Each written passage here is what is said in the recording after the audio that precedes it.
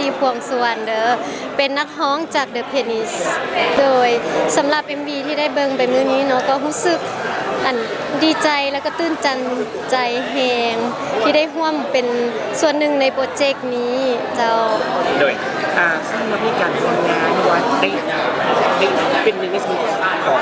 เลยทีนี้เปลี่ยนเชียร์นี่จริงๆสุดทำอย่างนี้ตัวนี้รวมกับวงหรือที่เป็นเชียร์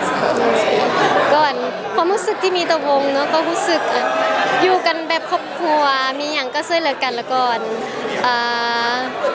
เฮาก็ร่วมมือร่วมใจเฮ็ดผลงานขึ้นมาเรื่อยๆเนาะเพื่อที่จะได้ถ่ายทอดออกมาให้คนลาวยุคใหม่ๆได้ฟังเพลงลาวอมตะว่าสำหรับที่ว่าในการรวมงานในโปรเจกต์อิเล็กทรอนิกส์ที่สนับสนุนเพราะว่าได้เห็นเป็นว่าทั้งเดือนที่เรียนเช่นที่รวมงานกับศิลปินเรื่องวันรับซาก็คือเมกาซีตึกซีที่บ้านศิลปินฟังป๊อปสตาร์คือไอดิสันดาแล้วก็ไอเซฟไอซักที่ไอซักแล้วก็ไอตายที่เจเนียที่มาได้ฟังเลยโดยก็รู้สึกดีใจแล้วก็ตื่นเต้นแฮงนะเพราะว่าบ่ค่อยได้เห็นศิลปินมารวมตัวกันหลายแนวนี้แล้วก็อยากให้มีผลงานออกมาเรื่อยๆที่ว่ารวมศิลปินลาวเฮาสำหรับน้องเองในการที่ว่าเป็นส่วนหนึ่งของนี้เป็นมาขนาดที่มีความสุขในการตกแบบ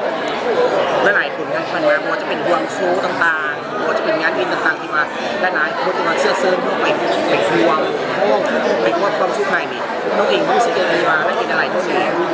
ซึมส่งถึงงานในที่เป็นเที่ยงในงานแต่ว่าน้องเองเป็นในสมาชิกของเดอะที่เป็นเที่ยงเลยการรู้สึกดีใจที่หลายๆท่านเนาะ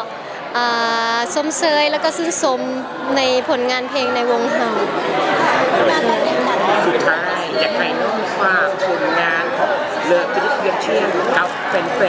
ผู้ที่ว่ายังไม่ติดตามอยากให้ข้าเจ้ามาร่วมซัพพอร์ตศิลปินลาววงดนตรีลาวนักดนตรีลาวฝากเลยเนาะด้วยก็ขอเชิญทุกท่านเนาะมาติดตาม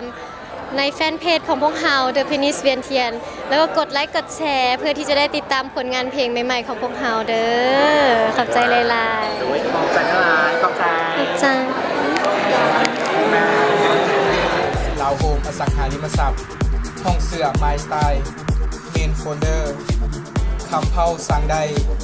เดอะบาร์เบอร์ลาวมิสเตอร์ลาววีแค่สมสกัดเพื่อสุขภาพ